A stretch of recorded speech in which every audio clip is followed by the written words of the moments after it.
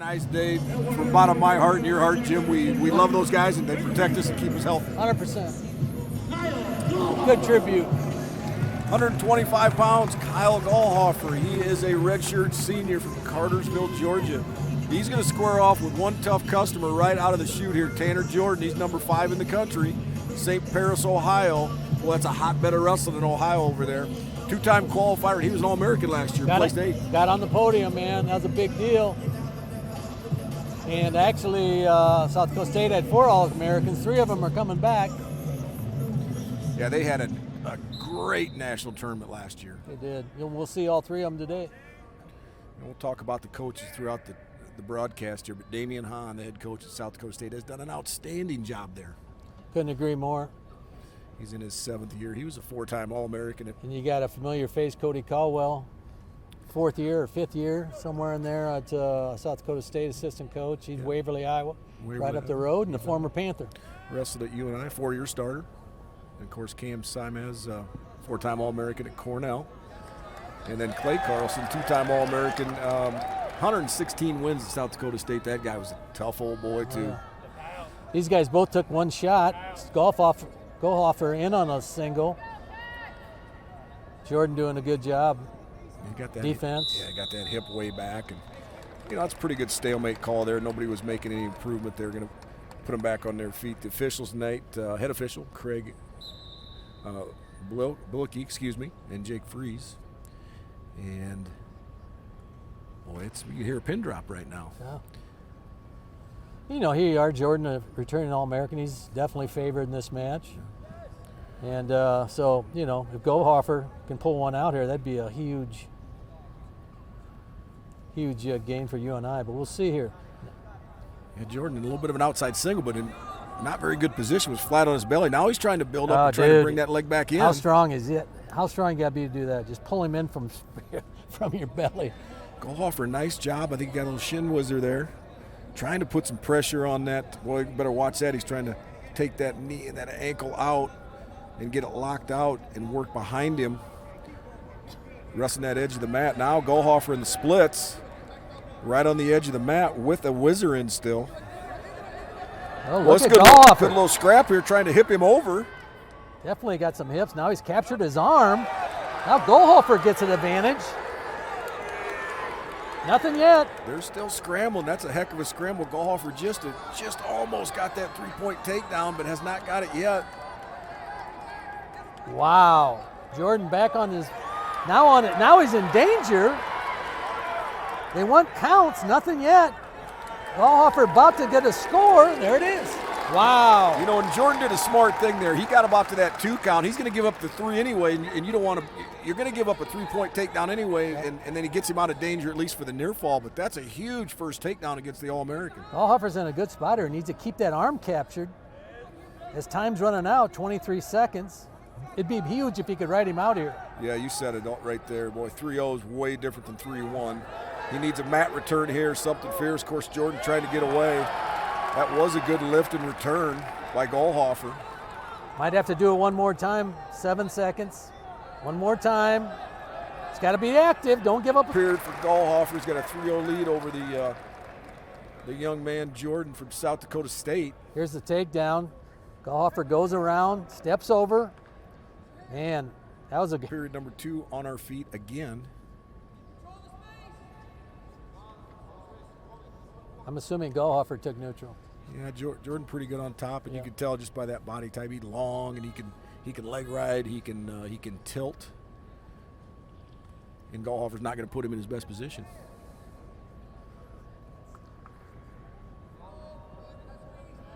But that's the way to get the crowd into this on the UNI's first dual meet of the year. Have a great schedule lined up. Later in the year, you're going to have Oklahoma at home, Oklahoma State, Iowa State, Nebraska. Man, that is a great schedule.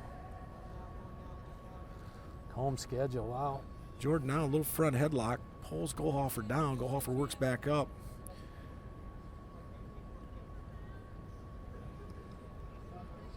Gallhofer's really doing a nice job here, man. Just staying square.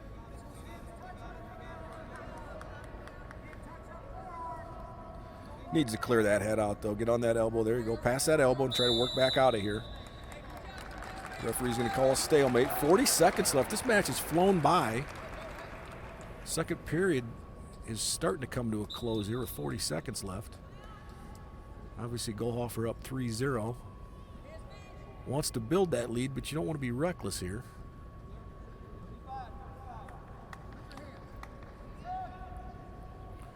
Goldhofer also has that 40 seconds of riding time, which may come into it a little bit later in the match.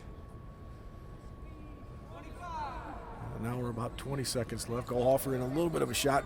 Jordan does a great job of defending that and tucking Goldhofer's head under in that front head again, and Goldhofer, at least this time, clears out of it. Wrestling, the 6th-ranked guy in the country. So that's how the second period's going to end right there. Goldhofer still holding that 3-0 lead and the 40-second riding time. Going to be Jordan's choice. He's going to not hesitate. He's going down, wants to get that 1-point escape. And this was where this riding time might come into effect here, if you can at least ride him for 20, 25 seconds. Yeah, I was kind of wondering if he's going to take top. But didn't hesitate, going down. Yeah, Goldhofer, if he can get to at least to the minute mark. Jordan, good job getting up to his feet. He's trying to break that lock. Nice job, nice mat return. Goldhofer glances up to the clock, is looking at his riding time, but instead of looking at the riding time, have another mat return. You don't want to give a stall call. He's over a minute, but I think you want to ride him just as long as you can ride him, and you might even take a stall here. Try to drag him back down the mat and lift, return. And finally, Jordan's out for his 1-point escape with 1:20 left in the match. That's going to make it 3-1, but Goldhofer's got the 1:19 of riding time. Give up a stall, not give up anything right here. He's wrestled well because he hasn't been backing off, you know. 1 minute. Obviously, Jordan needs, you know, he gets takedown and win the match. Ride him for 20 seconds. Yeah, he really needs to pick up the pace here. Jordan does, and Goldhofer needs to circle back in, and he does. Well, he doesn't do it quick enough, and he gets called for stalling there. That's his first warning. Next one's going to be a point if and when it comes.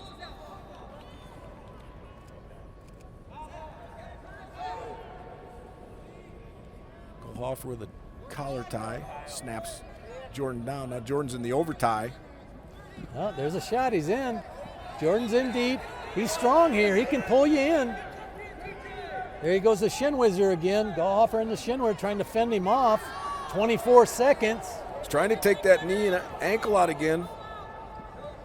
Goldhofer getting back in that splits. 15 seconds left.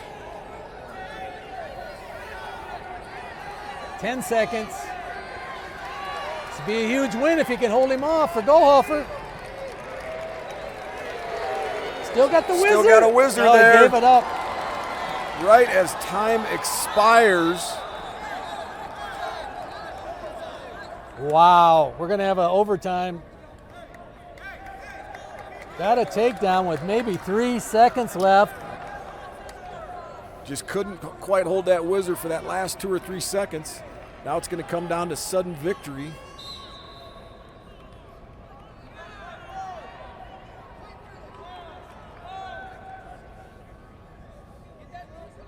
Goldhofer still needs to be aggressive, man. He tries a little duck attempt there, but puts him right in the front headlock for Jordan. Jordan trying to maybe run that corner down. Goldhofer been called for stalling already, so here's where he can't back off the mat. Have to circle back in here, and he does a good job of that. Takes a half shot on Jordan. He's backed up again. Yeah, got to get in the middle.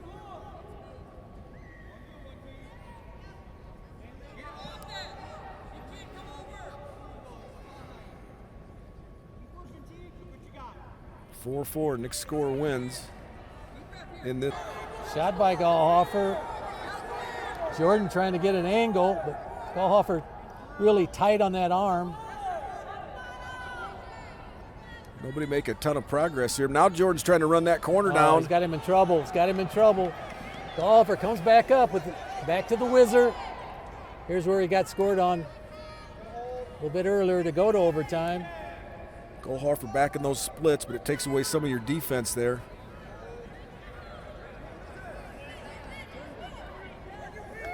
Jordan still driving. Now he's trying to get his head under. Just trying to get Goldhofer to do his other hip and get a score. Goldhofer doing a good job of defense right now. Jordan trying to reach around that off ankle. Now he's got it picked up. It looks like he's in trouble. Yep, there it is. That was one that got away from Goldhofer, man. Goldhofer had that win and let it escape right at the end of the third period. Credit to Tanner Jordan coming through in the sudden victory, 7-3. Tanner Jordan over Kyle Goldhofer. That's going to bring us to 133. Going to be an interesting matchup with Derek Cardinal, number 24 in the country. He's 6-0. A junior from Lake Forest, Minnesota. He's going to wrestle UNI's Corey Land. He's ranked number 27. He's a redshirt sophomore, Moody, Alabama. Corey Land is an explosive young man. And you just seen it, man. He's all about scoring points. He's got a lot in his arsenal. There you see what I'm talking about. He just hasn't been in there very much. Cardinal's good though, man. He's got Land upside down. Look at Land. It's kind of look at this. Wow. So just like that, Land with 2 takedowns, up 6-1. Land's been good for a long, long time. Four-time champ, 203-0 out of Alabama. Just this last spring makes the U20 World Team and competed in the World Championships, U20 World Championships in the fall. Cardinal doing a nice job. It really got him in trouble. Land tried to pull him back. Man, these guys are both scrambling hard. Yeah, Land's got to keep scooting those hips out and get his hips up on top, and he does. So he remains on top, 6-1, puts in that near half. And he's not afraid to try to take you to your back from here. Yeah, Land's exciting. He can score a ton of points on his feet. He can put you in danger on top. He can put you in danger on the bottom. Nice.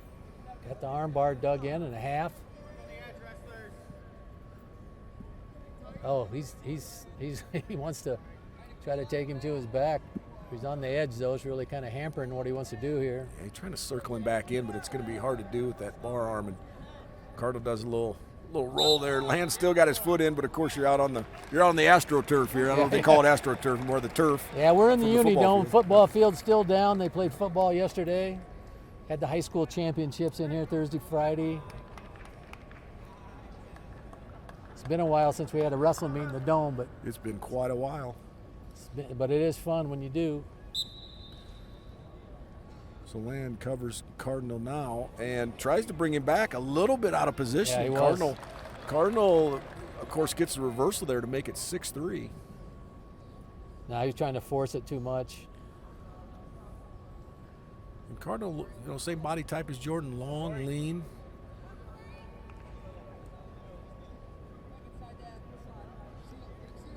That Land a little bit of a short sit out. Land gets to his feet, trying to separate those hands, and he does, but Cardinal's going to drag him back down to the mat. Yeah, I think if there's a weakness in Land, it's probably right here. That's probably his weakest area. So he needs really important for him to get a score here before the period ends. Cardinal doing a good job keeping his foot in bounds.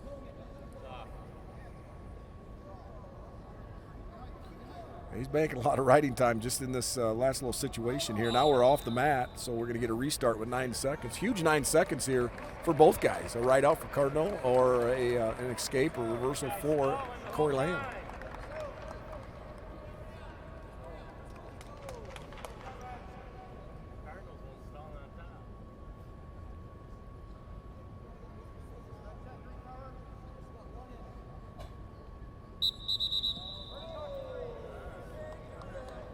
Quick on top.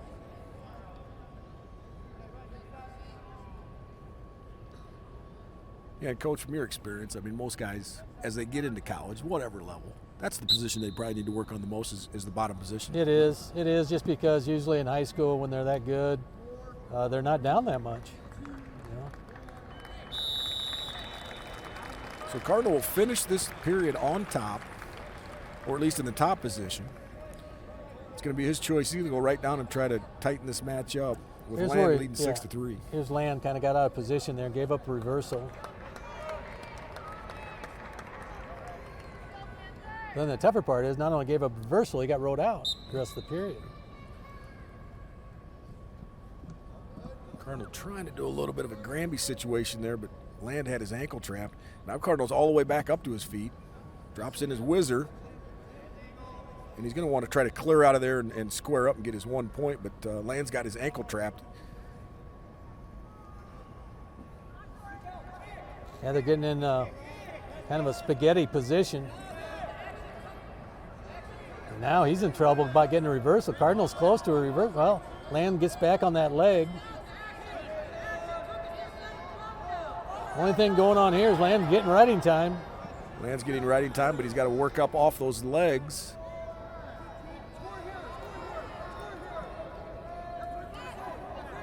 Land's still holding that leg, still accruing riding time. He will get a stall warning. But now Land, just like that's got 54 seconds of riding time. Down and not roll around. You know, get in control. He's using a lot of energy just trying to hang on once they get in those positions. The Cardinal all the way up to his feet now. Nice Land, job. yeah. Now that's a nice job by Land. But here he puts himself in trouble. Sitting to his butt. Now he's going to have to scramble again, and he's still accruing the riding time, but he's in a bad spot here. And Cardinal's going to trap that ankle and reach across to have the far elbow and get the reversal. 6-5 Land. Riding time now going back down.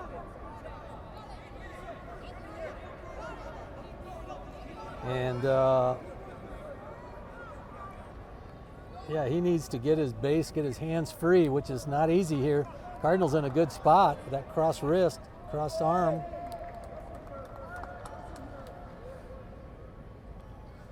So obviously going to be Land's choice in the third. I mean, he's got 2 takedowns, right? Yeah. Why wouldn't you go feet? Because down is not, he's got rode out the end of both periods.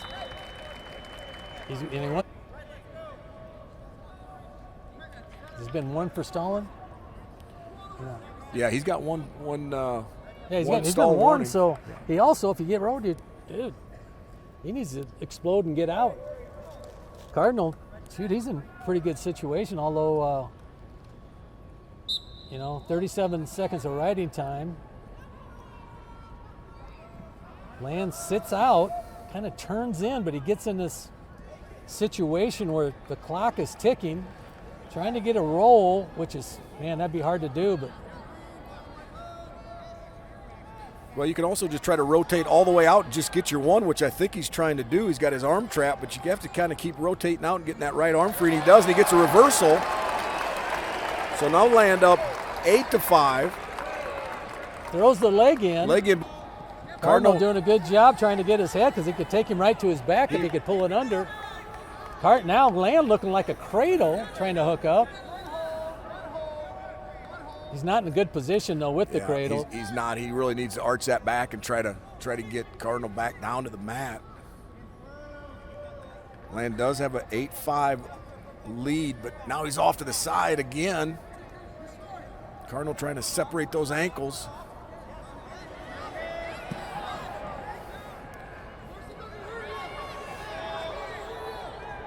Coming out the back door, Cardinal, and now he's going to get a 2-point reversal to make it 8-7. Now Land sneaks in and grabs his leg. Oh my goodness. Doesn't need to finish on the head there, just need to either get your escape or try to finish this. Now he comes out to a seatbelt. They're both on their feet. That should be a 1-point escape, and it is. That'll put Land up now by 2. But a takedown by Cardinal would win it. Got to wrestle this edge right here with 13 seconds left. Land's trying to stay square, so now 8 seconds left. Land with a 2-point lead, no riding time. He could give up a stall call, actually.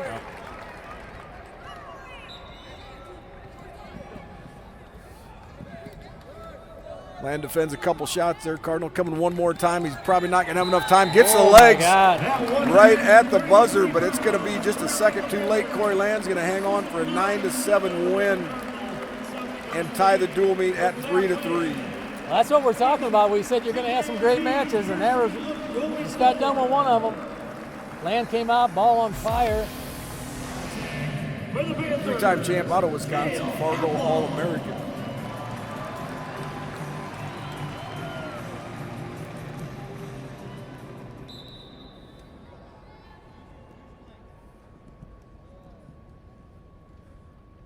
Apple, a mainstay in the UNI lineup, 4-year starter.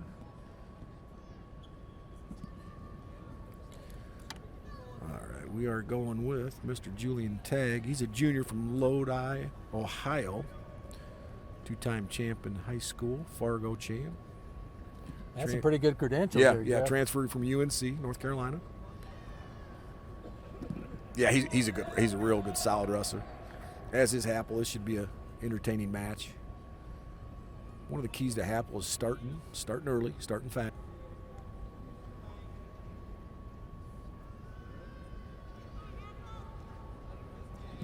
Well, Happel ranked 6th. Obviously, he's the favorite here. UNI needs him to get a big win. Here's a chance. You'd think, just you never know, but by the rankings, hey, is it possible to get a major decision?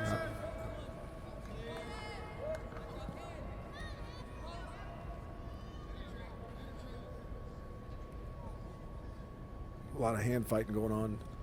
Tag with the collar tie, but Happel does a good job of clearing that, and Happel right into his collar tie.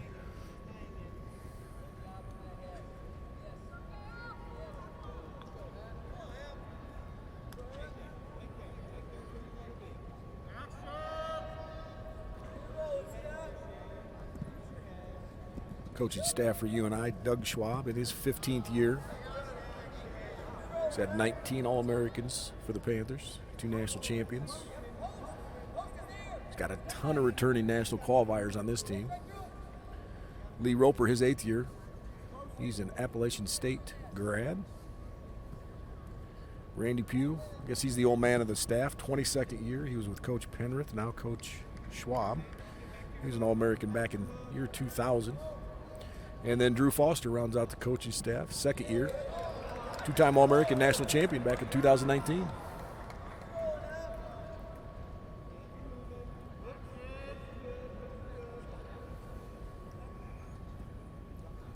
Well, Tag has held up pretty dang good so far, almost 2.5 minutes in. No score. Yeah, Happel just reaches there, doesn't hit a knee, so no penetration, does not get to the leg.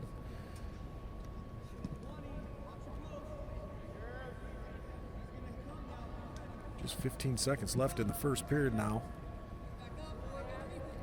So now this match can be shortened to a 4-minute match, Coach. Yeah, this is a win for Tag right here. So, I mean, this period's a win for Tag. I mean,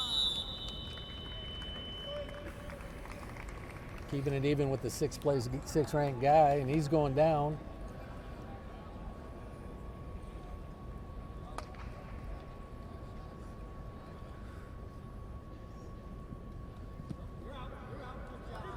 Happel kind of dropping that near cradle, but when it wasn't there, just kind of gave Tag the semi-intentional release to get back on his feet. So yeah, he wants to get going, I think, and he needs to get going.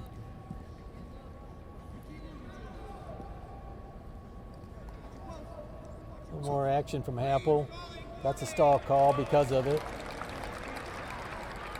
So dual tied at 3, 2 real good matches already. Jordan over Goldhofer in the 125 match. And then Land comes back, beats Cardinal in the 133-pound match, which brings us to 141 here.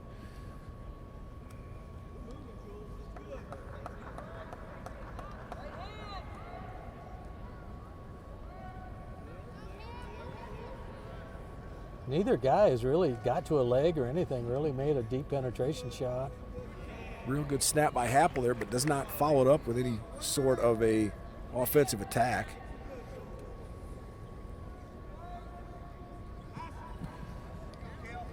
There's a nice knee tap.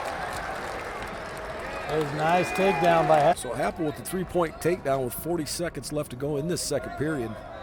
Goes right to that tight waist, looking for a claw ride.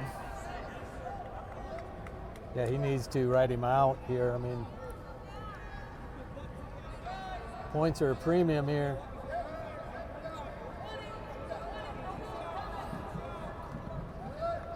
Tag, nice job of getting to his feet. Happel, nice job of dragging Tag back down to the mat. Now Tag's back up on his feet. And they're going to walk out of bounds with 11 seconds left. So yeah, big 11 seconds here for a ride out or an escape either way. Happel just kind of freight trains Tag right there with that knee block. Drives him over that knee. Nice sit out by Tag, but Happel follows. Tries a half somersault. Happel follows. Nice job riding him out. 51 seconds riding time. Coach Schwab there in the beautiful flag shirt with a UNI emblem on it. It is cool. That's sharp. So Happel. How come we don't have one of them, man? I don't know. Schwab looks good in it, though. You know, he wears it good. Maybe it's one of a kind. Yeah. Made just for him. Happel out real quick there. Got 48 seconds of riding time, but they're back on their feet. And he needs to get this motor going a little bit quicker. Yeah, with the 3-point takedown, a major decision is still not out of reach here. Right. Because he could have riding time, he could have, 2 takedowns, he'd have it. Tag's been game though, man. Tag's been real good, active the entire match. Good job of staying square with Happel, keeping Happel off balance. Well, that's another good snap by Happel. And we go off the side of the mat, or the edge of the mat. Still holding on that 4-1 lead.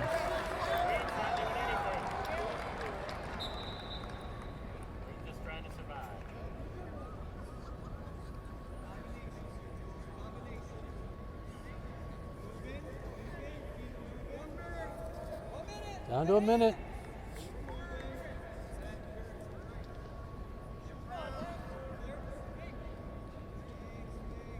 Tag still in this match. Absolutely is in this match. You bet. Takedown right out. He wins the match.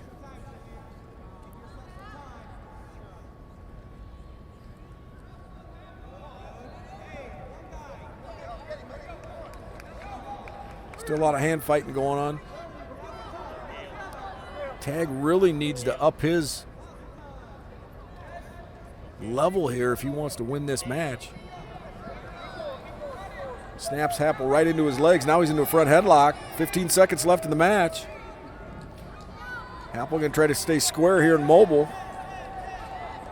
Happel gets off his knees. That's what he needed to do. Back in better position. 5 seconds. Win by Happel. Probably not big best win, but you got to win. 4-1. That'll put the Panthers up after 141, 6-3 in the team score. 3-time champ in high school. Started last year for the Panthers. His opponent from South Dakota State, Colin DePill, is a redshirt freshman, Greenville, Tennessee. 4-time Tennessee champ. And I think this match might go a long way to see who wins this dual meet, I Coach. couldn't agree more. These guys aren't as probably credentialed or ranked as high as a lot of the other ones, but sometimes that's how it goes. He goes under Allard. Allard does a good job of squaring. Oh, he's trying to run down that takedown. Job. He's going to get a takedown there. Job. Good hustle by Allard.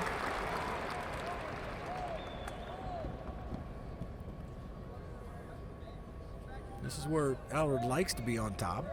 Good rider. Got some techniques here to expose folks' backs, get some near fall.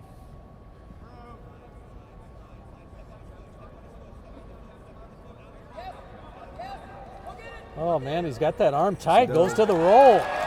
Nice job. That's 2. Got 2 counts. So a 2 near fall for Allard. Now that bumps him up 5-0. Trying to go that cross arm ride. Now he needs a return here because he wants to stay on top. And a good lifted mat return as they go out of bounds. Allard already 53 seconds of riding time here in the first period. There's that kind of drag action, goes around. Nice job. Difference in 3-0. Allard's going to try to pull DuPill back again for near fall. Boy, it sure looks like he's got to count, but the referee's not counting quite yet. DuPill did a nice job of just moving his hips enough and squirming away so he does not give a near fall up. Yeah, never even got a swipe, I don't think. But yeah, he fought that off well. Now Allard with a leg in on DuPill. DuPill all the way back up to his feet. Allard takes his leg out. Oh, wow. Nice return. Tried to catch him on his back, surprised him there.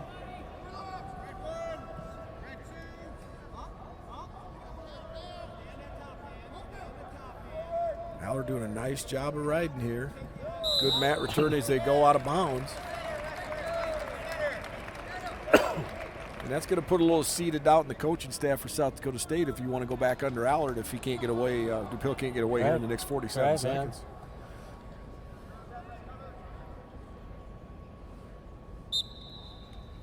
Allard do a tight waist, looking maybe a little claw ride, going off to that far hand to escape.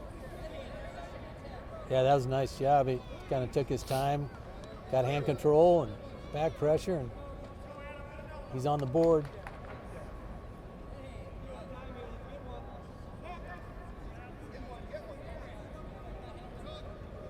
Greenville, Tennessee. I don't think we've ever called anybody from Greenville. You know what? I was actually Tennessee. thinking the same thing. Don't see a ton of collegiate wrestlers, at least Division I level, from Tennessee. Yeah, them Southern states are getting better and better. You see more and more, but you're right. Absolutely. You know, Florida's got some good wrestlers. Georgia's getting off the chart now, how good they are. They got a ton of D1 wrestlers. That's a good period for Allard. He's going down. You know, if he can get out soon, he's got a minute 52 riding time. Now here's one we thought maybe it's a toss-up, but now you're thinking if Allard can stay on track, he can get a bonus win here. The head 5-1 with riding time, actually 6-1 right now. But he's got to get out, man. He cannot just put his head on the mat and stay down there.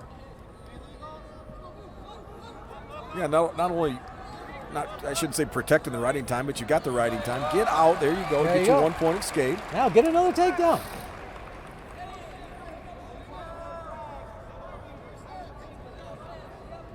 And the other thing, it takes a ton out of you when you're getting ridden. It takes a ton out of you.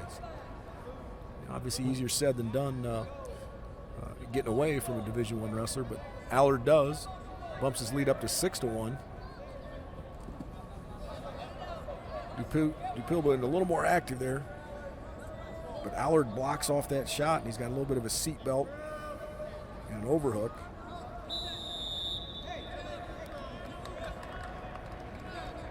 But with a 3-point takedown, DuPill's right back in it if he gets a takedown. Yeah, right back in him, yeah.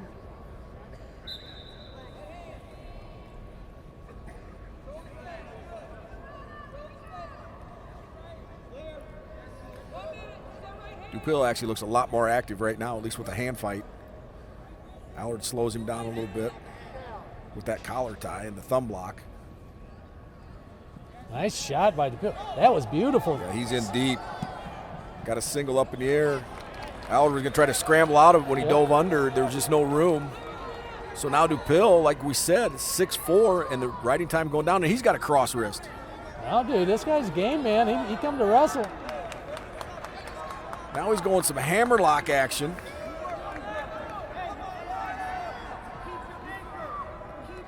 Allard doing a good job of blocking that. Now he gets stall call. Hard to get up from there, though, when your arm behind your back, but it is a look like, hey, you can't put your head down on the mat. He's got to get his base. Bring your knees up. There you go. Now it's easier not to get another stall call. But DuPill, man, he's totally in control of this situation. Here we go, 6-4. So DuPill goes a takedown and rides out Allard for the rest of the second period. Yeah, and he's taking neutral. He knows another takedown. He's winning the match. So Allard still on a 6-4 lead. Riding time now at 53 seconds. And Dupil, and I think that's smart, go ahead and go feet. Yep. You could see his activity and just his energy level was starting to tick up there in the second period. Nice job. See, that's... Got to get him to the mat, though. They're scrambling. Oh, my God. You got to be kidding me. And Schwab throws a brick because it looked like Allard had a takedown. Yeah, that's going to go 100% on when they look at that on the reaction time. Looked like he had a takedown, but Dupil, to his credit, doesn't stop wrestling. Yeah. Dude, he kept going, hits his roll, and he comes out on top. So as it stands right now, if the call stands, it's going to be 7-6 Dupil.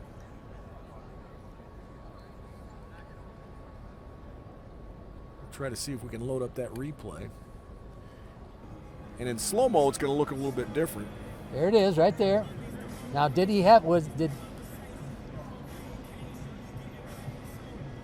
So it's going to have to be right on that initial go behind. Yeah. And it's either going to be reaction time or it's not going to be reaction time or within reaction time for Allard to get that takedown. Real nice go around by Allard.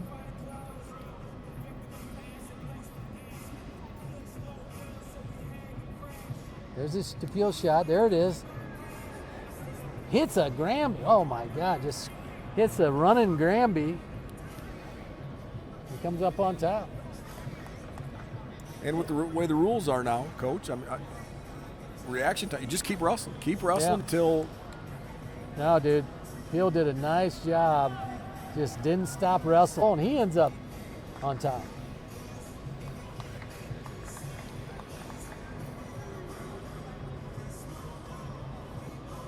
I don't think they're going to change it myself. Yep, I don't think they're going to change. So it will be a takedown for Dupil. He now leads the match 7-6 over Allard. Minute 32 left here in the third period, so a lot of wrestling left. Riding time still in the favor of Allard, but it's going to start ticking down here shortly. Yeah, if Allard can explode and get out soon, he'll still be in charge. But if he doesn't, Dupil's going to have the advantage. Allard, nice job to his feet, does a little Granby from his feet, out of bounds.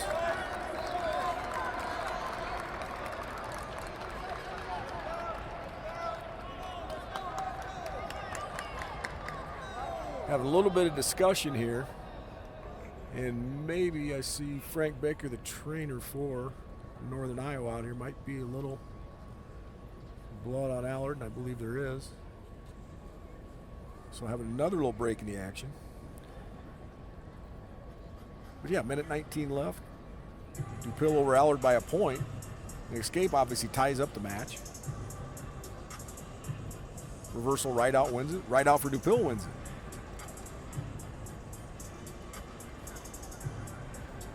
And there is at least to this point, the deciding takedown. Dupil wins that little scramble, keeps wrestling, gets that takedown. Yep. And that is the first takedown by Allard and the tilt. Here we go, man. This is crucial. This is crucial. Right on the whistle. So now after the blood time, Allard's starting down. Works up to his feet. Good return by Dupil. Now we're in a short sit. Boy, he's just about out for one. Dupil does a nice job of just... He just fouls him back. Yeah. Here comes again.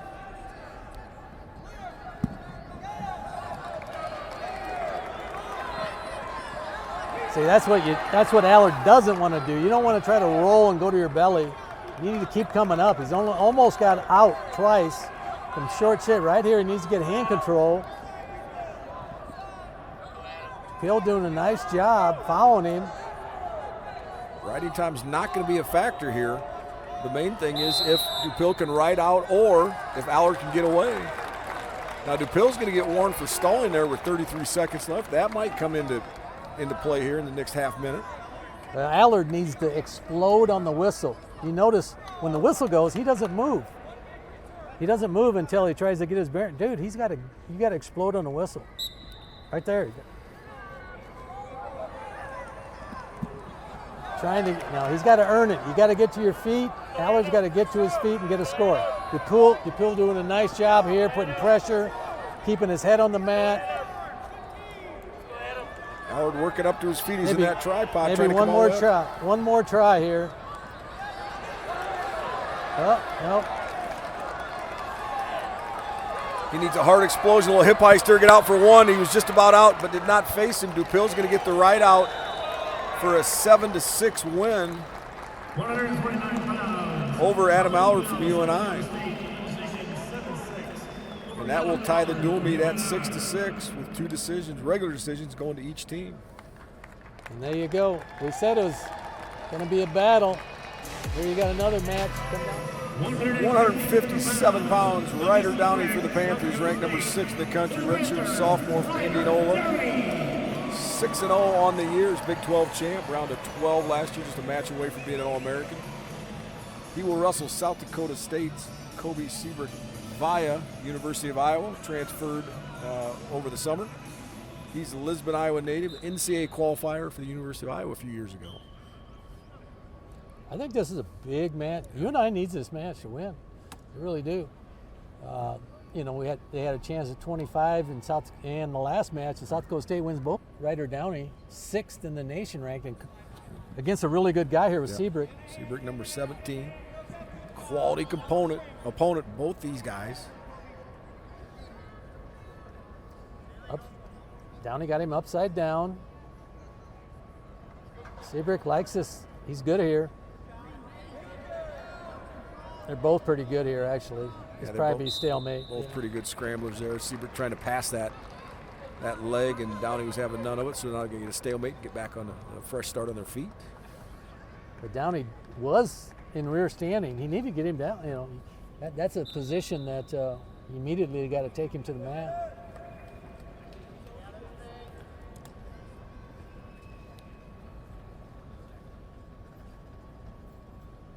Downey right in on that collar tie, snap.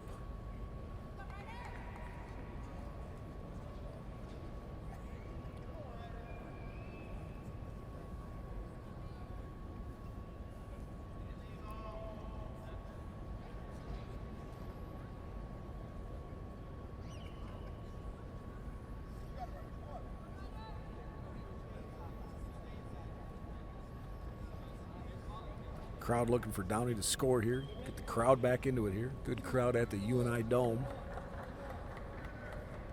for the Panthers' first dual meet of the season. South Dakota State's second dual meet of the season. Wrestled Augustana, South Dakota, a week or so ago. Really what we thought, Coach. Number 14, number 15 in the country. I mean, it's going to be a dogfight this whole dual meet. Well, that's exactly what we've had so far. Every match highly contested.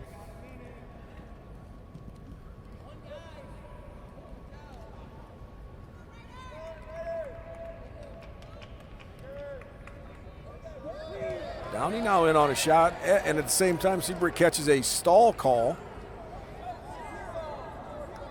Pretty much same position we were in about a minute ago. Yep. Downey sitting back. Now, this time he captures his leg. He wants to step over it. Seabrook's long, though. He's locked in the crotch there. Both legs. He's captured both legs. Now he's got him in trouble. Oh! Wow. Dude, he was... Looked like he had his both shoulder blades exposed for a second there, but the referee did not get quite down to get it, but Downey does get a 3-point takedown. Nice job. Right toward the end of the period, too, which was big. Always big when you don't give your opponent a chance to get that escape or maybe that reversal. Puts that match a little bit out of whack, and we're going to see this. Now, it's a little bit slow motion, but he's in a ton of danger here, Coach. Right here. Wow. Woo! That's actually real time. Seabrook defers, and Downey goes down. I think that was a 1-second fall.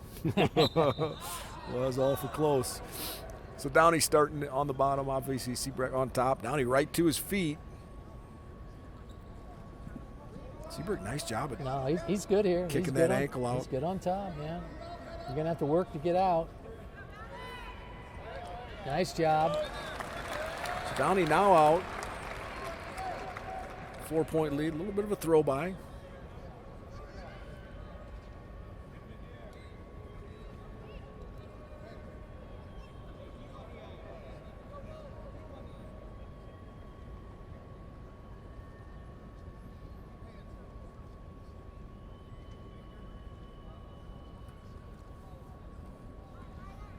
Seabrook been warned for stalling.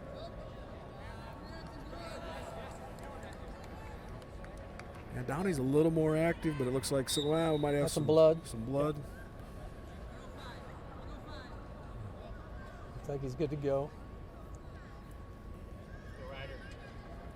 Just about halfway through this second period.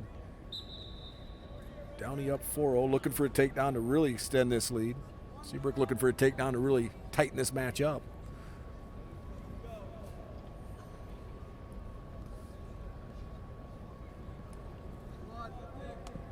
Here's his first shot by Seabrook. Nice job. Then on high crotch. Almost all the way around. Nothing yet. Downey doing a nice job capturing the far ankle. Looking for a stalemate. This would be big if he could get a stalemate. But Seabrook really had an advantage there. Seabrook going to try to lift him, maybe put him in a little danger. Just hard to do when you've got that ankle trapped like Downey does. Yeah. I know Coach Hahn wanted a 3-point takedown there, but he's not going to challenge it. Well, that was a save by Downey because Seabrook was in deep there. Now I think we actually do get the blood time. Good shot by Seabrook, good finish. But As is totally on his hip, captures an ankle. Downey's still got that far leg ankle trapped. Downey works to improve his position here and gets back up.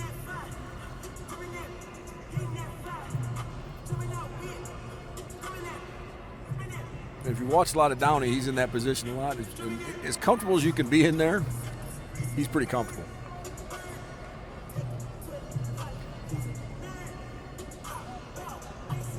Seabrook getting cleaned up over there. Coach Hahn talking to him. Coach Schwab talking to Ryder Downey.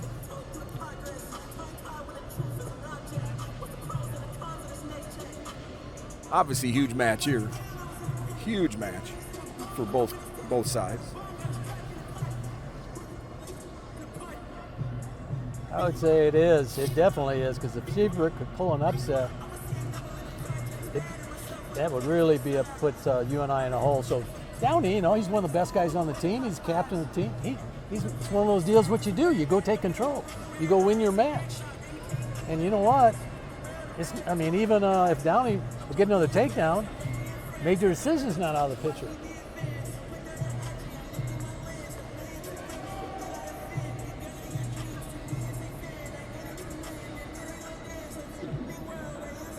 Yeah, it's hard to stop that blood. It's on the outside of the nostril. Looks like they're putting a little bit of that, iodine on there, and that stings a little bit, and then a little Vaseline, but can't tape it up. It's just that's what it is. Now we're back to action. Once again, Downey up 4-0, no riding time. There's a shot again, right on the whistle.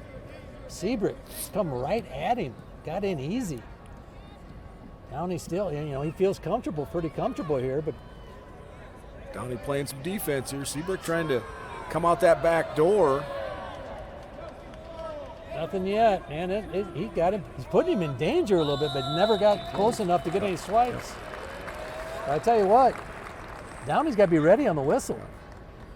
Good job by Seabrook. Seabrook's real long too. He can drop to a knee and reach out. He can actually get that leg without a ton of penetration. So Seabrook will go down to start the third period. And obviously, for his perspective, escaping a takedown, and we're all knotted up. And he's got half that battle done, where he's got the escape. Now Downey in. Downey did complete a takedown the first time, and now he steps over the leg. Oh, he's looking very close to get a takedown. Oh, he's got an ankle trapped. He's got the other off ankle. Seabrook, nice job of trying to roll Downey off. Downey does a nice job again capturing the ankle. Got to get his head out. He's working on pulling that leg down. Now he's just kind of turning in. Seabrook's kind of, oh man, they're getting a goofy situation there, but Downey recovers, gets his takedown. Wow, that's big. Seabrook, nice job of scrambling as long as he could. Downey just kind of was in a little better position there, and he stayed on a dog on a bone there and gets the takedown. 7-1 Downey, just a minute left in the match. Yeah, I wonder if they're going to cut him and try to get another takedown.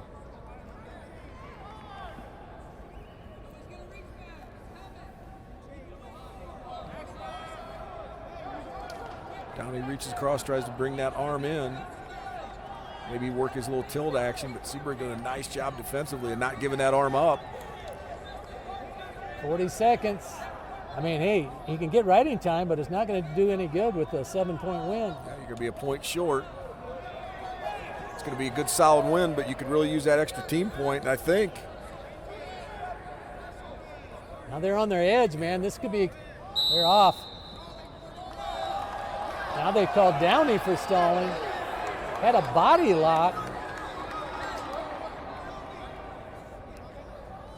22 seconds left. I still would say, hey, why not cut him and try to get another takedown? At least get the riding time, four more seconds and do it. Downey in that same position. Yeah. Now he's up top with a lock. Seabrook trying to reach around.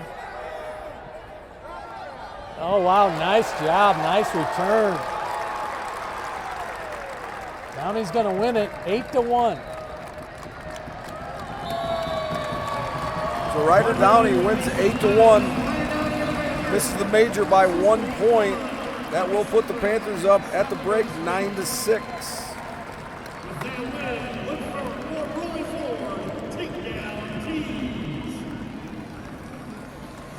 Good hard-fought match, both guys. Just Downey clutch when he needed to be, gets 2 takedowns on Bradley. Jim Miller, Panthers at this point enjoy a 9-6 lead headed into 165 pounds. They'll put out Jack Thompson, number 27 in the country. Redshirt senior from LaPorte City. South Dakota State's going to go with Drake Rhodes. He's number 28 in the country. Redshirt sophomore, Billings, Montana. Kind of interesting matchup here. I think it might go a long way again to see who wins this dual meet, but you got a couple transfers here. Jack transferred from South Dakota State, and Drake Rhodes transferred from Iowa to South Dakota State. Yeah, ranking-wise, they're two very similar guys here, both capable, good wrestlers. Rhodes trying to get a score. Thompson kind of looked like he thought he might going to go around, but didn't. Yeah, Thompson got some very good leg attacks.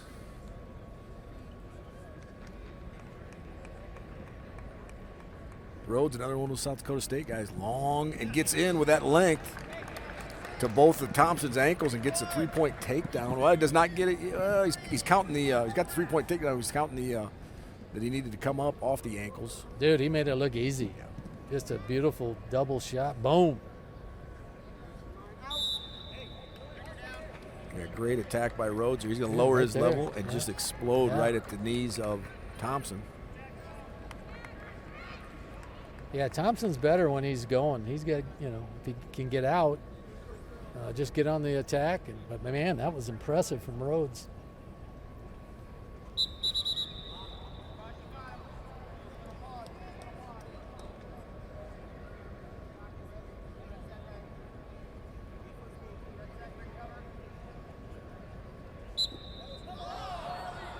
Thompson, NCAA qualifier last year.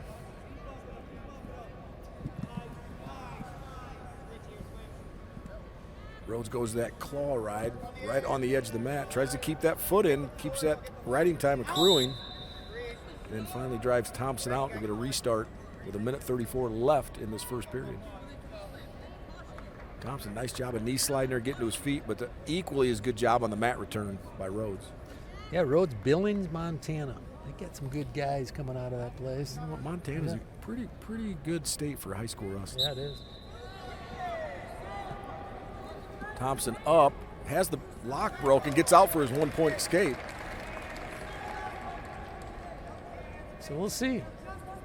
Drake Rhodes been really the only one taking shots so far. We'll see. Thompson, man, he's got a good high crotch. If he, pulls the trigger.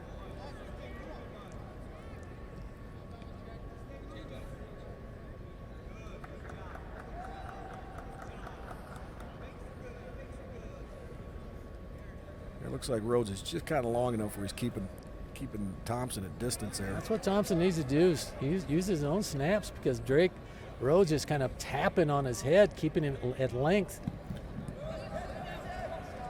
Another low shot by Rhodes. Thompson does a lot Thompson better getting job a lot more defending. active, yeah.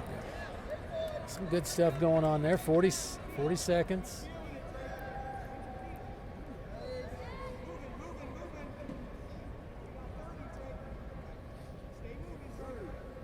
And Real long shot. Thompson does a good job getting his hips down and away for the stalemate.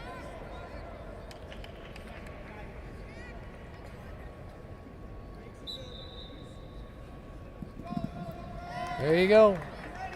So Rhodes' activity pays dividends right here. Gets a stall warning against Thompson.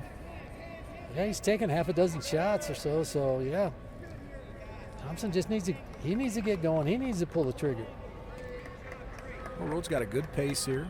Keeps Thompson off balance by kind of those little pops in the face. Keeps his feet moving. So to start the second, looks like Rhodes going to pick the down position.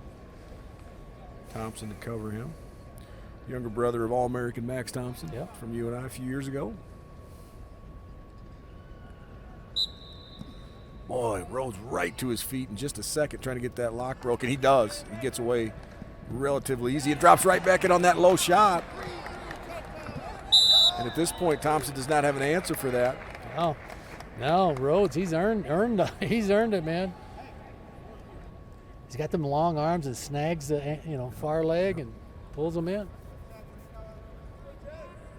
So now Rhodes out to a 7-1 lead. Yeah, now he's looking. I mean, here you go. Now you're South Dakota State. Say, we're getting a major here. He's got all the momentum. He's got 2 takedowns. He's got a stall call. Here Thompson's more active. Had a nice snap there and followed it up. See if he'll do it again.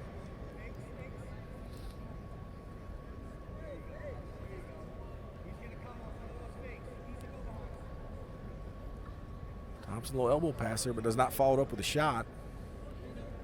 Down 7-2, halfway through this second period.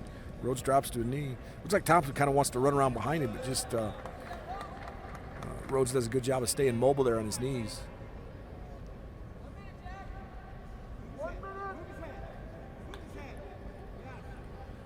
The activity for Level Thompson has to increase here. Has to put a little more pressure on Rhodes. But Rhodes has had 2 great attacks and scored on both of them. There's the shot. That's the shot I've been talking about for Thompson. He's good there.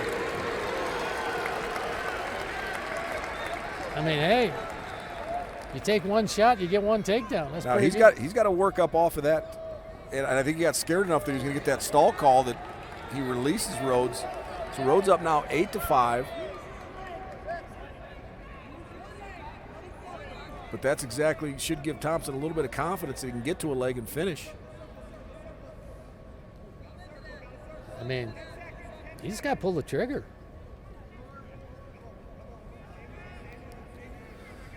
And that should close out the second period with Rhodes up 8-5 and Thompson's choice headed into the third period.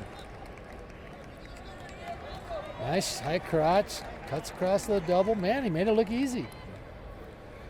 28 seconds riding time for Rhodes, so, he'll see. I'm sure he'll want to try to keep him down to get to the minute at least. Yeah. So you get Rhodes for a caution there. He's not on the elbow in the start position here.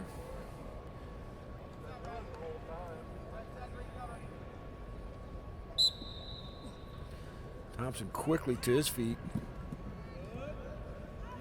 Rhodes drags him back down and he's going to mat return him again. They're going to go out of bounds. See, Thompson, when he comes up, he needs to get control of the hand before he comes up, because as soon as he comes up, Rhodes locks his hands. Does a nice job locking his hands.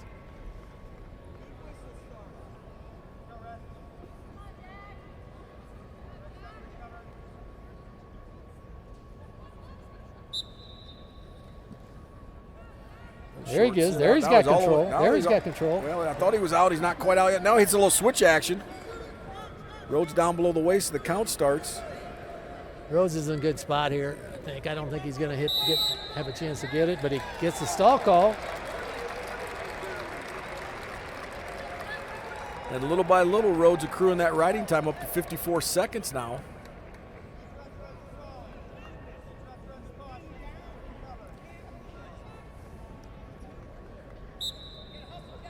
Thompson once again up to his feet quickly and gets away for his 1 point escape. 57 seconds of riding time, so at this point, not a factor. Well, that's the thing. Right now, you've seen Thompson get away when he had to, that quick, and he hit that shot, can get a takedown. So he just needs one more. Another long shot by Rhodes. Thompson does a good job of defending it, but the impetus now on Thompson. Needs to pull. He's got to be careful too, not getting a stall call. Absolutely. Rhodes staying real active here. Both guys have a stall warning. Rhodes in pretty good shape here. If he elevates that leg a little bit, he does. So he gets a 3-point takedown. He's down below the waist again. Now he works up. Also gets riding time here, man. It's 12-6, right? Yeah, so he's got essentially right now a 6-point lead. We'll see if they want to cut him and see if he can get another takedown. South Dakota State. So 25 seconds left. Yeah, I think they want to do exactly that. Yeah, replay there. Thompson just had his head down on that shot. Rhodes, nice job of just running behind him. That's what they're doing. They're taking neutral, man. They know a bonus point big here. So huge 20 seconds here for both teams in the dual meet. Rhodes trying to work for a major.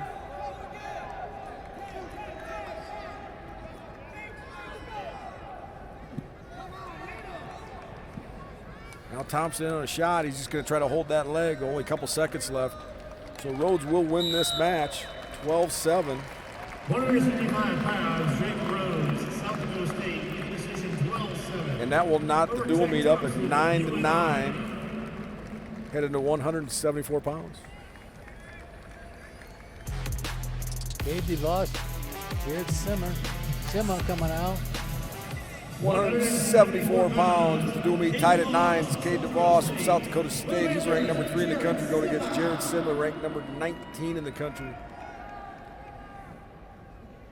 DeVos All-American last year, 5th. He's a Big 12 champ. Yeah, Flip side, Simmer was a round of 12 guy, one match away from placing in the country.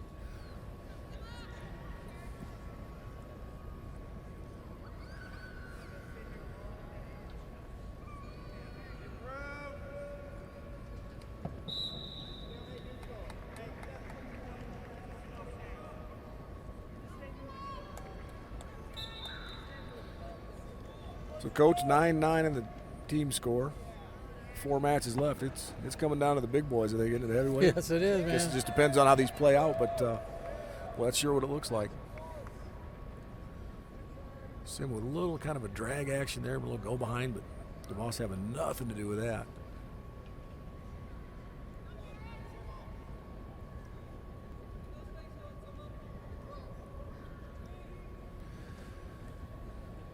Well, this team's not too far apart. I think it's a 3.5, 4-hour drive, but both teams have Lisbon wrestlers on it, Don Bosco wrestlers, wow, and Southeast Polk wrestlers.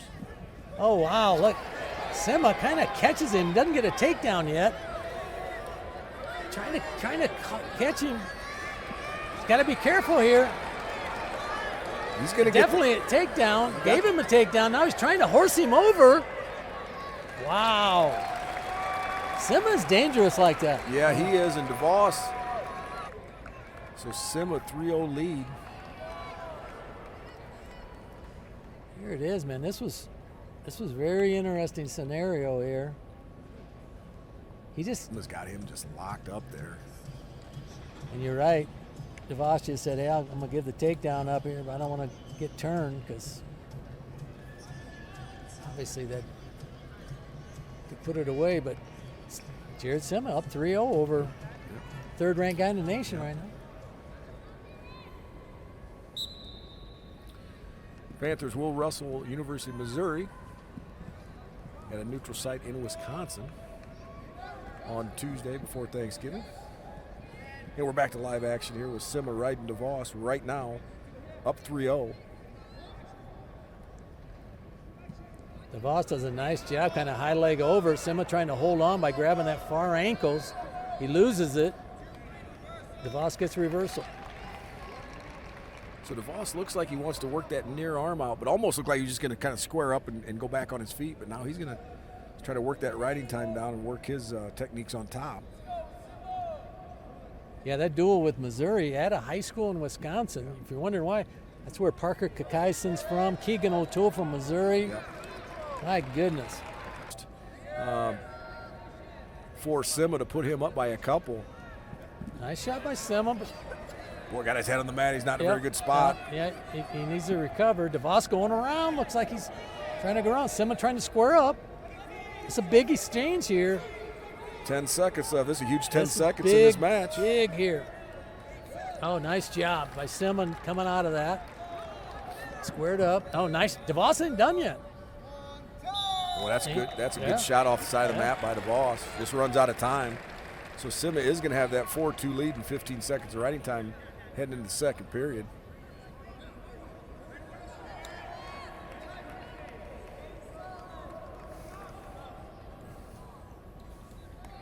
DeVos will go down to start the second.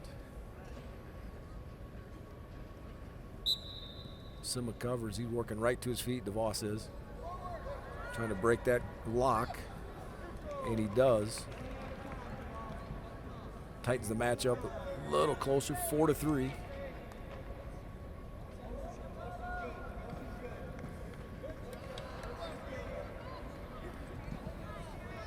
DeVos in on the leg again. Sima trying to stuff his head. DeVos does step over his one leg, trying to reach for the other. DeVos has that ankle trap, and he's trying to work behind him just like he should, maybe even shelf this single leg. Sima almost in the splits here. See if he's on the edge, which might help him a little bit, but DeVos doing a nice job coming up. It's a real good shot. Oh my goodness. Sima sitting that leg through to not give it to him. He's going to keep wrestling that edge. Still got to set the leg through. That was. And Sima gets a stall call because it looks like he's, I don't know if he's calling fleeing the mat, but his foot went out on the turf. That was real close to a takedown for DeVos anyway. Well, that looks like that's but his foot is off the mat, it looks like. So that may play a factor here. Under a minute left in the second period.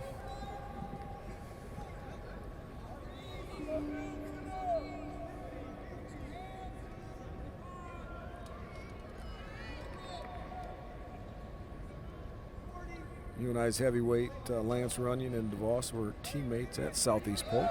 Great hotbed of wrestling. For sure. In the Des Moines area. Both won state titles. Well, they had some good teams down there too. Yeah, they got one. They got one this year. And they still do. That's correct. Yeah. So 20 seconds left in the second. Sima's still up by a point. It's going to be his choice in the third, but you know, DeVos. I mean, Sima has a stall call on him, and if you're DeVos, man, you want to try to capitalize on that. DeVos a little more active here, at least in the latter part of the second period, but it looks like we are going to go to the third with Sima still in the lead over number 3 in the country, and it will be his choice heading into the third, and he's going to take the down position. DeVos is going to get rid of him, looks like. He's going to cut him. Be a 5-3 lead for Sima, but he knows a takedown, or, you know, Sima also has a stalling warning against him. So DeVos is going to push Sima away. As soon as Sima squares up and faces him, he's going to get his point. And now it's a mad scramble for 2 minutes each guy.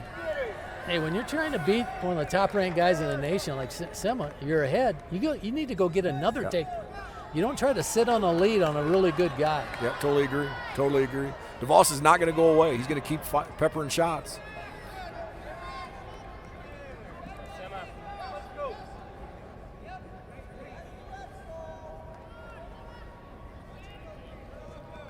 Sima just in there in the thumb block, but he's got it there. That's a good fake, and then he needs to follow up on that. But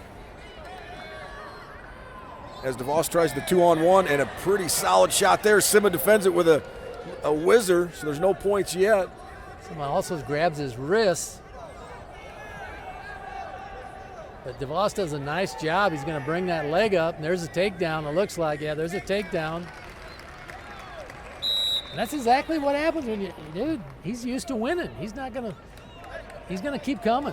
So that doesn't mean it's over. Sima, hey, man, you got a chance to get out. Yeah, no panic in DeVos there. Just a workmanlike, just runs down that shelf set single leg, runs down the far ankle, and gets a takedown to give him his first lead of the match at 6-5.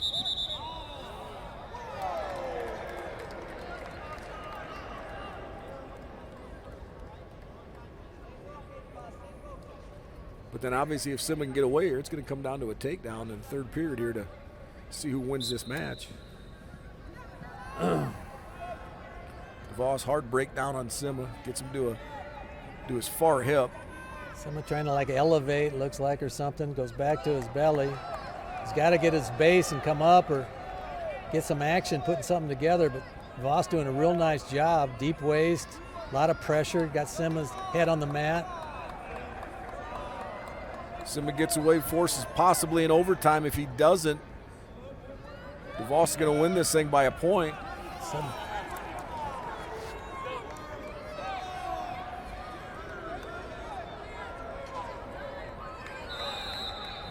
Clock's, yeah. It says 7-5. This says 6-5. Well, we'll see here. You got short time here. Sima needs to explode on the whistle. So it is 7-5 DeVos.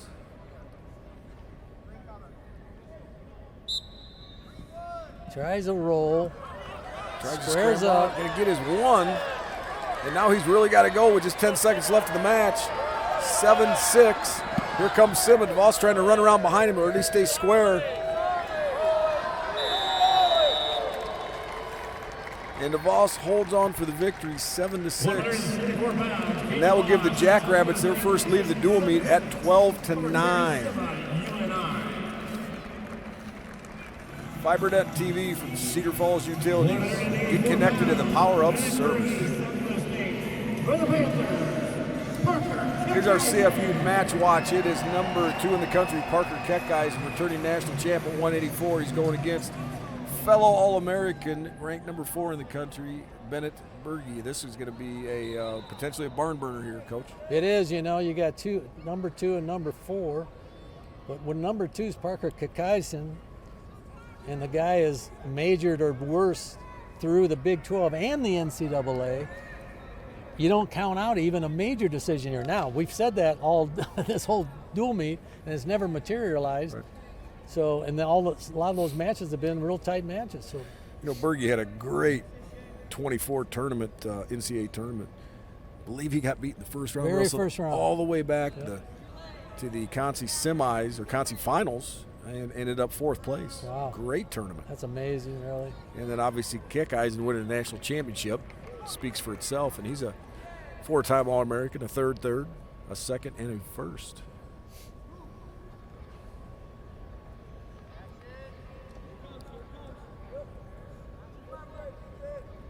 Keckheisen last year, oh boy, after Christmas, I think he might have had a bonus win in every match after Christmas last year. Wow. Even the national tournament. So he can put up points, got a great motor. Berge, on the other hand, is awfully hard to score on. He's from Mantorville, Minnesota, great state of Minnesota, great wrestling there. And Keckheisen from Wisconsin.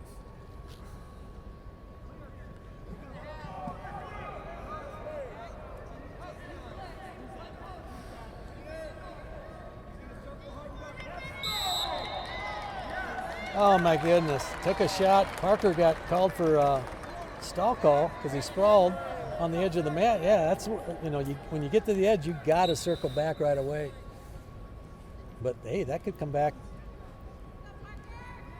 to make a difference in this match. But you also have to defend your legs, and Yeah, you're not going to just let a person in Yeah. there. So I can't remember the last time I saw Parker get called for stalling, but he did right there.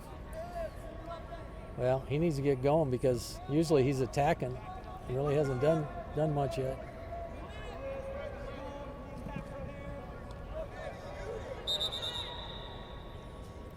That referee, let's just pick that up, man. That thing keeps falling off. Dude, you know who's who. Let's go.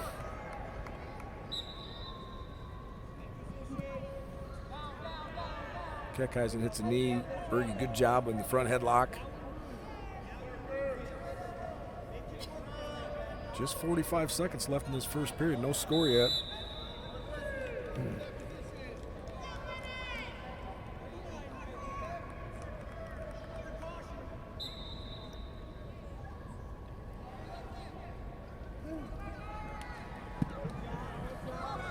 Good hand fighting. Couple shots from each guy. Both defended well. Nice job. Nice. Real nice. Both these guys are good, man. Good reshot from Berge there.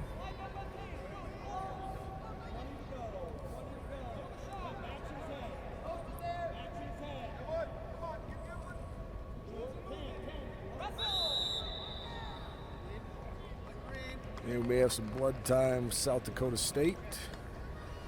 So with just 9 seconds left in this first period, I guess just by the numbers, win by Berge. These guys are, a couple All-Americans. This is not going to be a pushover for either guy. Nope. Two great wrestlers. Good shot a bit at Berge, redshirt sophomore. And of course, Parker Keckeisen, redshirt senior. And we're back to live action here to close out the first period. Just a few ticks left.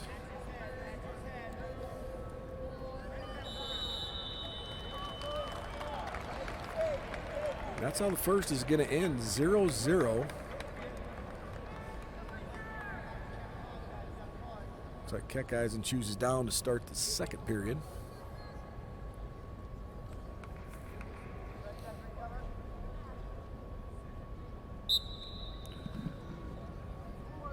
Right away up to his feet, trying to break that lock, and he does. That's that 1 point escape for Keckeisen, draws first blood in this match.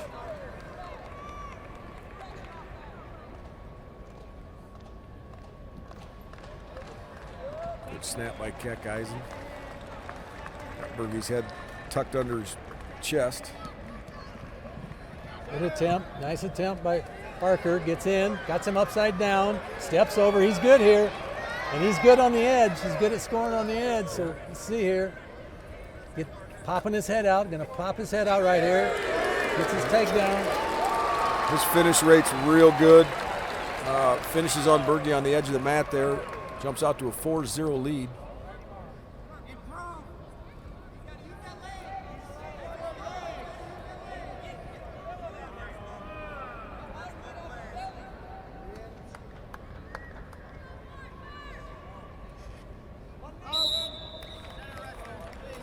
Keckeisen with that takedown now is building a little bit of riding time, 18 seconds. Looking over the UNI coaches, looking if they're going to cut him, they're going to ride him. Looks like they are going to ride him. I think they're going to cut him. Oh, are they? He must have cut him. Yes, he is.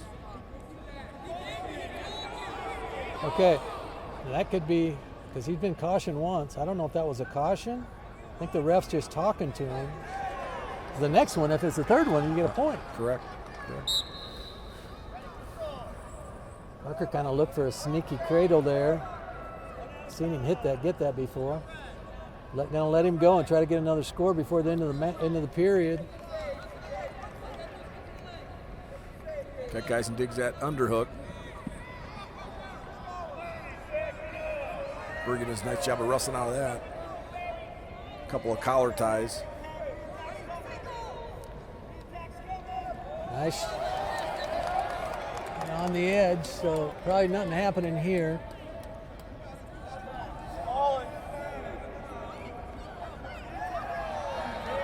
Oh, Keckeisen trying to drag Berge back in, Oh, but my Berge keeps goodness. wrestling there, and his foot's off the mat.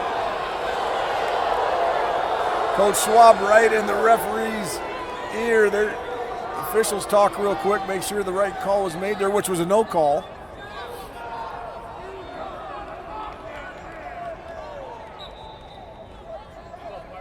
Short time here in the second period, just 10 seconds left.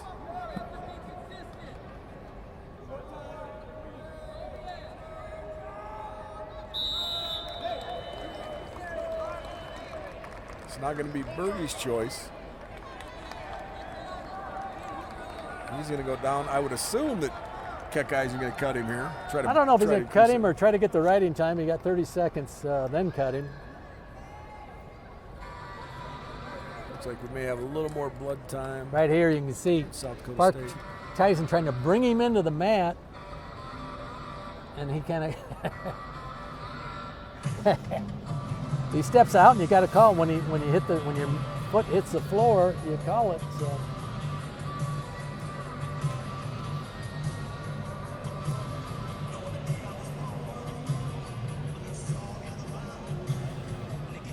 Berge getting the 10 to do. Looks like they've stopped the flow of blood there. He will start third period in the down position, as we said before.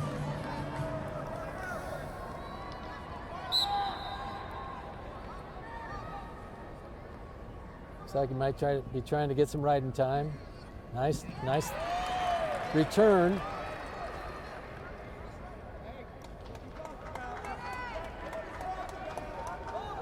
Parker has been warned for stalling in South Dakota State. They're saying he's stalling here. But it's 55 riding time.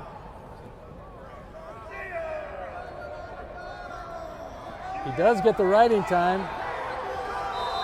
They go off the mat. Now we'll see if they have him cut him. Yeah, I mean, if you're trying to think bonus, you're either going to have to cut him or you're going to have to try to turn him. It's got to be one or the other. He's got the riding time right now, at least to this point, up over a minute. Yeah, I'd cut him because you don't want a stall call, but from riding on top. There he's going to let him go. Yeah, maybe not. Still makes him earn it. Let him go. Still makes Berge earn it. And now Berge catches a stall right on the edge of the mat there. Stall warning. Parker Keckeisen trying to horse him in. And he's in what they call stalemate.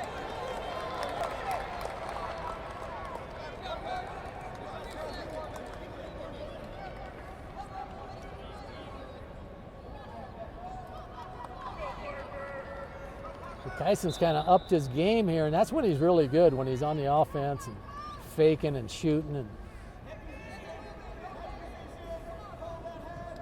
here's another shot. It's good here. Going to slip his arm, trying to slip his arm through. Berge blocking it. There it is. There's two. Now he needs to cut him again if he wants to try to. Well, he puts a leg in. So, well, he tried to put a leg in. He needs to work out front real quick here. 35 seconds left. Or needs to try to turn him. It's a 7-2 lead for Keckeisen. Okay, now's the blood, so you're going to get a chance to talk to him. 28 seconds left. He's got riding time, so it's basically 8-2.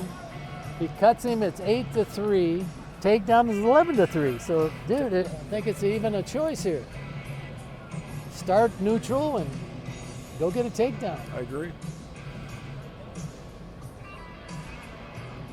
Telling you, a bonus point here would be really big in this duel. You might add a little headbutt there because Keckeisen and Berge both are bleeding from the forehead there. That's exactly what he's doing. He's cutting him. So 7-3 now. Keckeisen gets a score here. It could be a major. Berge on the offense now. Probably a good strategy from Berge to start shooting. He shoots in on the leg, which is going to make it really tough for Parker Keckeisen to get his good thing going. Good strategy. Going to be 8-3. So Keckeisen with the riding time wins 8-3. Dual meet once again going to be tied up at 12 with 2 weights to go.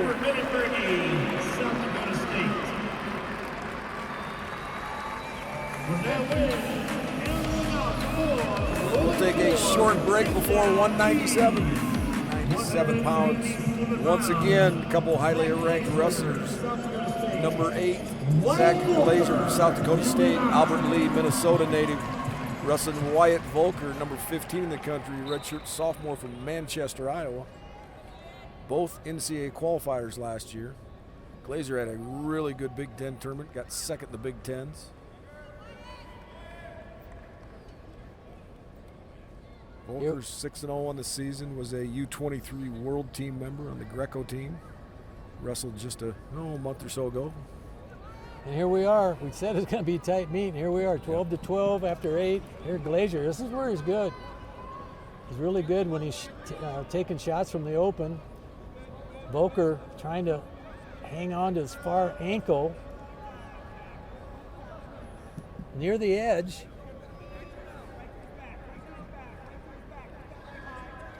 Glazer trying to put Volker in a little danger. Volker still got the ankle as they roll out of bounds, and Volker would have put Glazer in danger, but I think Glazer knew where he was at also on the mat. Yeah, right here. Volker does a nice job of hipping in. Yeah. Kind of gets his hips over.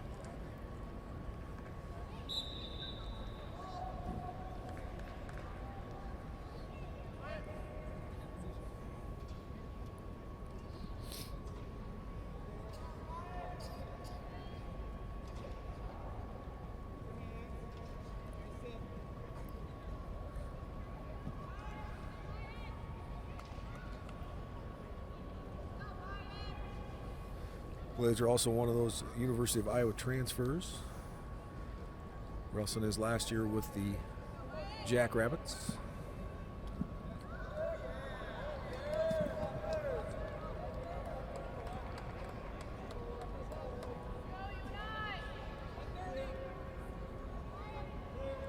Halfway through this first period, Glazer with the only real committed attack.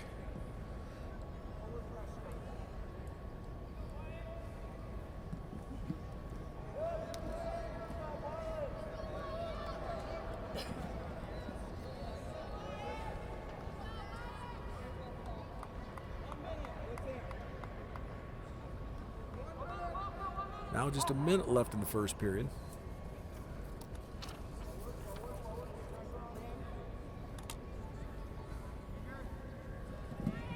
Good snap by Glazer. Brings Volker down to his knees. Quickly pops back up. Glazer ranked 12th, Volker 19th. And both these guys, you'd like to think capable of getting on the podium if they had a great tournament, you know?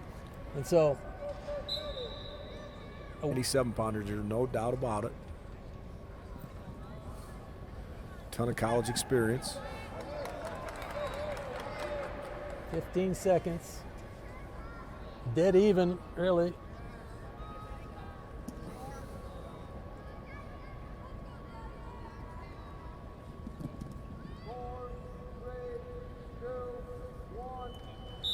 So that's how first period's going to end. 0-0, Glazer, Volker. Glazer will go down to start the second.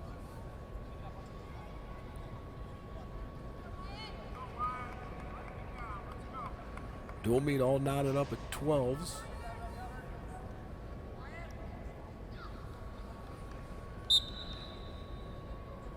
Glazer building up to his feet. See if Volker can. Volker needs a mat return, but you can't really run him out of bounds there, and Glazer does a nice job of breaking that lock and getting out for his 1-point escape.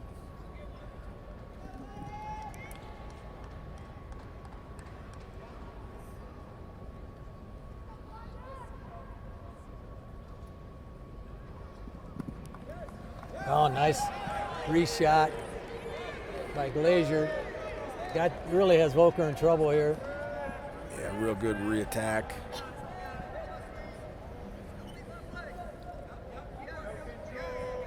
Getting very close to a takedown. He looks like he wants to kind of drop down and catch that back leg. Volker does get his hands locked in the crotch there, which helps him. But Glazer's going to try to get his step over that ankle.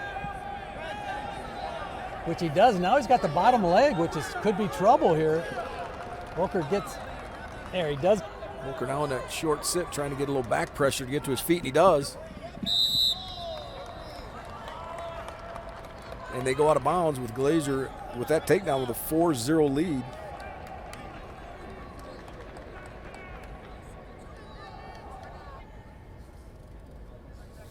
Really key for Volker to get out here. 43 seconds left. Glazer's not doesn't want him out, but he does a nice job. Gets out 4-1.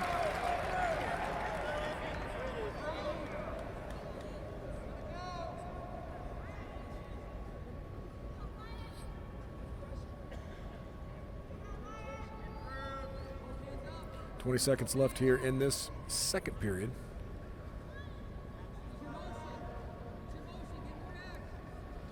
Volker will have the choice. Volker now in. Oh, nice job. Good defense by Glazer. He comes right back to that ankle, man. He's got a really nice. Yeah, he's real long and just drops that knee and reaches out for that ankle and just about tripped up Volker.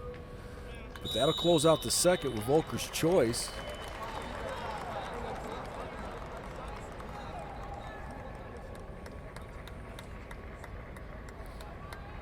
And he will go in the down position. Glazer to cover here shortly. We'll see if Volker can do the same thing on getting out quick.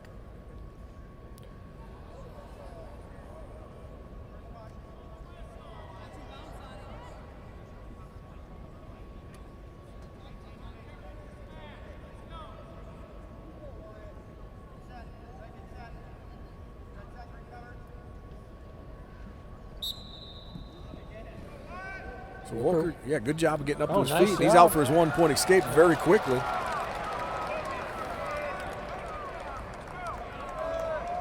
Volker trying to force that underhook, on Glazer.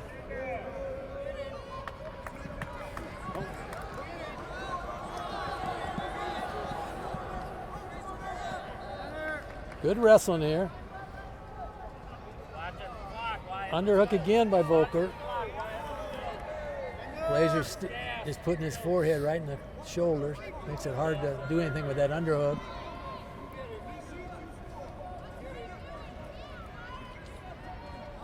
Volker has picked up that pace just a smidge. Trying to force the action here. Needs a takedown. Not a good shot by Volker there. Here comes. They're trading shots here. Minute left in the third period.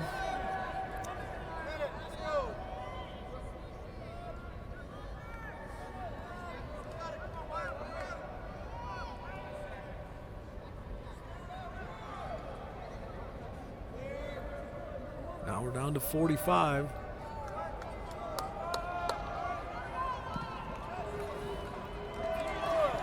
Volker trying to cut the mat off. Glazer staying square. That gets a stall warning. Nice stall warning. Glazer can take a point. It's head by 2. Volker keeps taking ground, but Glazer doing a good job of staying square with him and getting a whizzer in to go out of bounds.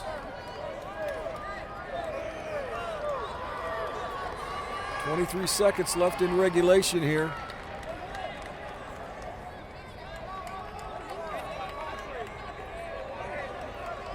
.23 seconds.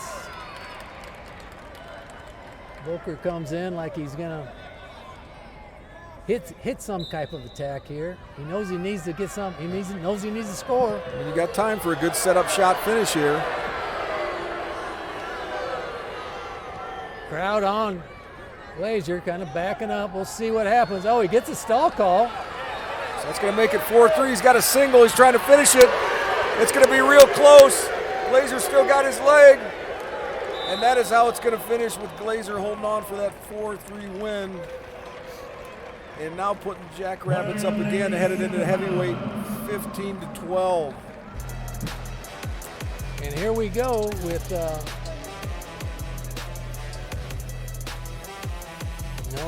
no. Look, we've seen a dual meet where no one's got a major. No, I mean that's how we said it was going to be tight. How close can this be? You're watching UNI Wrestling versus South Dakota State. What are they looking at? Well, I think we've got a review here, so we are not going to go to break, folks. There it is. You got a little throw by. You drop down to a single. We're still in bounds. Glazer does a good job of reaching back for that ankle.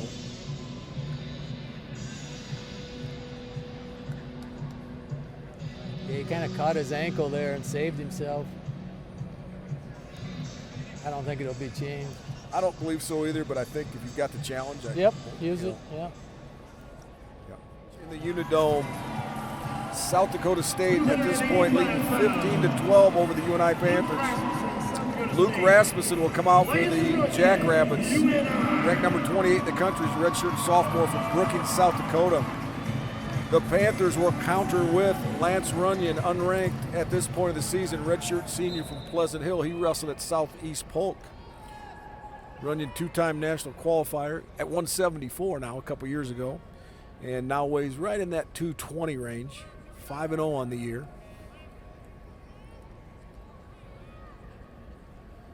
Obviously, Panthers need a win here to tie the dual meet at 15-15 if it's a regular decision, which they all have been, which is you almost never see that, Coach. No. 9 matches, all regular decisions.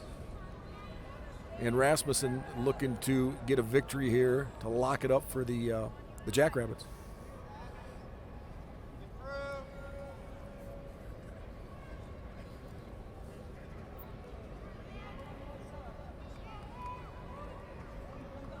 Runyon did a nice job over the spring and summer. He's been injury riddled at 174, but was a 2-time qualifier for the Panthers at 174 pounds, but built himself up into a heavyweight. Yeah, he can wrestle, man. He can wrestle. He won the Grandview Open, had a number of matches, and a few against a couple big heavyweights. Yeah, no doubt he can wrestle. I mean, he's got a 174-pound technique and a heavyweight body right now. So. Yeah, and one advantage he's got is he's good on top.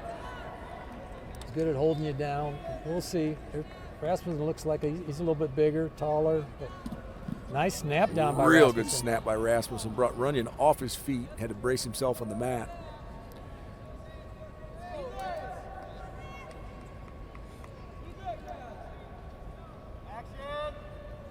Another snap.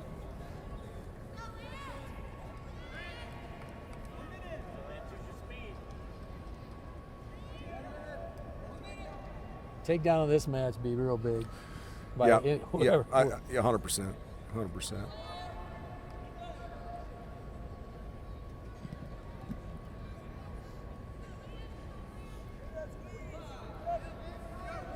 Runyon working to get Rasmussen off his head there, but does not follow it up with a shot. Rasmussen right back in on the over-up. Oh, wow. Both guys close. Yeah, Rasmussen dropped in on that low ankle, just about had it.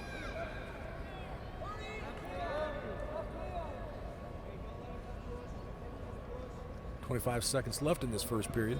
Ooh, Runyon snags a takedown. Great job. That's what I was saying. That's a 174-pound technique and a heavyweight body right now. Now only 10 seconds left. Just right out would be big here. Runyon pretty salty on top. Of course, he's wrestling some big old fellas here at heavyweight, but he does get the right out to finish out the first period up 3-0.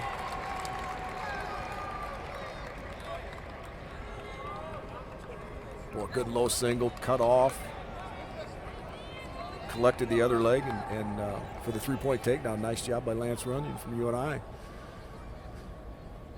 So Runyon's got choice, start the second. He's going to go down and try to increase that lead. Yeah.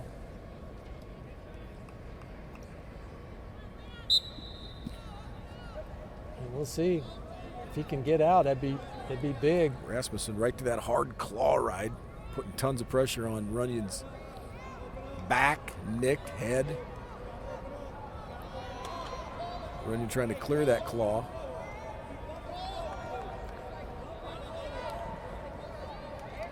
Gets to his feet. Hits a switch. Rasmussen looking to try to sneak some back points in there. But Neither guy in great position there, but Rasmussen may end up back on top. Runyon needs to build a little height here. Rasmussen looking like he wants the cradle right there. Runyon turns into him, and he gets the cradle, or he gets his reversal. So in that scramble, Runyon gets the reversal, gets 2 points. Now he's getting a little bit high. Rasmussen trying to come out for an escape. Riding time was not moving, I don't believe, when he got that takedown, so they're going to have to adjust that. And they're going to call a stalemate. Crowd does not like it. Coaches don't like it. Wow, look at this reversal here. Great job by Runyon. Great mat awareness where he was. Then he tries to pick him up and take him to his back. Now Runyon on top. Oh my goodness, what a great go. Now, Rasmussen tried to wing down, but Runyon captures the far arm. Great position to be in. He likes being here. So Runyon up 5-0, has got the far elbow trapped. Rasmussen tries to kind of step over. But Runyon now in crew and riding time, and Rasmussen gets a stall call. Now Runyon's got the cross wrist strike, trying to work Rasmussen to his back. He's got a leg in. Getting a little bit out of position. Rasmussen's trying to work that leg up and out.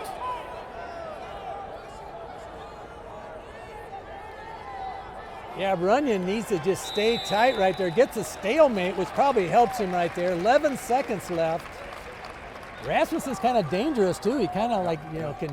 Trying to high leg over, do some rolls, correct? So a big few seconds here to close out the second for both guys, Rasmussen and Runyon. Runyon wants to ride out. Rasmussen wants to try to at least get on the board here at the end, and he will not. So Runyon now with a 5-0 lead, 45 seconds of riding time, but Rasmussen's decision to go, well, he's either going to, well, wait a minute here.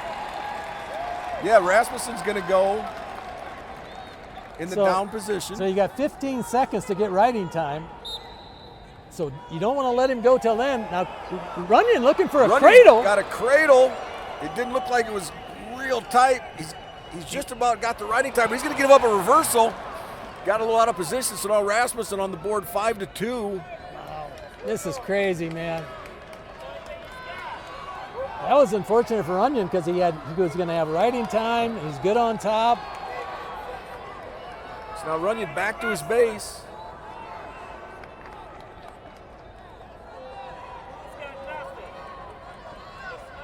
Digging that claw right in again. Now Runyon gets called for stalling. Both guys have been warned for stalling now. He's got he loves that claw ride right there. Runyon gets it off and gets to his feet. This is big here. This is big.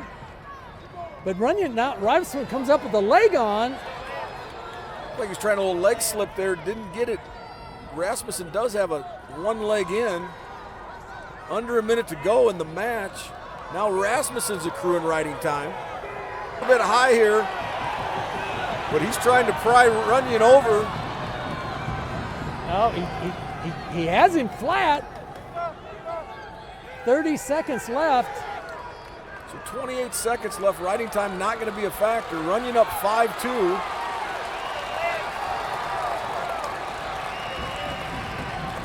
Looks like we could very well have a tie here, 15-15.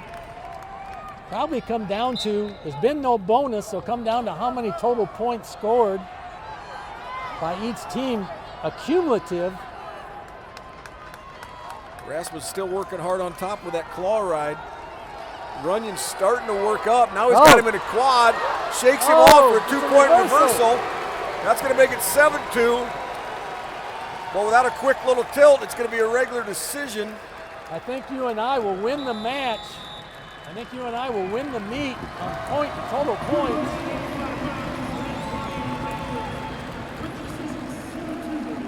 So the dual meet right now is a 15-15 tie. It will go to criteria.